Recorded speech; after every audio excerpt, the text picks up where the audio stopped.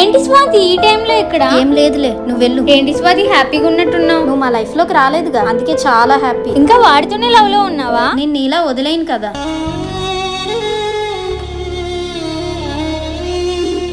నీకోసమే వచ్చా అన్నయ్య. ఎందుకు రమ్మన్నావు అన్నయ్య?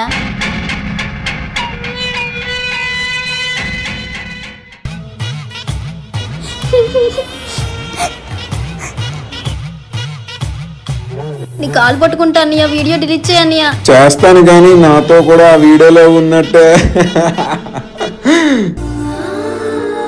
నీకు నచ్చినంత టైం తీసుకో కానీ పక్కలోకి వచ్చేయి. స్వాతి మనం కలిసినప్పుడు కుమార్ వీడియో తీశాడు, నన్ను డబ్బులు ఇమ్మని బెదిరిస్తున్నాడు, లేకపోతే నిన్నైనా పంపమంటున్నాడు. ఇది అమ్మేసి డబ్బులు ఇచ్చి నేను మాత్రం అలా వెళ్ళలేను. వర్ధన్, నేను ప్రెగ్నెంట్. ఏంటి? నెక్స్ట్ ఏం జరిగిందో తెలుసుకోవాలనుకుంటే ఇక్కడ క్లిక్ చేసి అమ్మాయి జీవితం ఎపిసోడ్ 3లో చూడండి.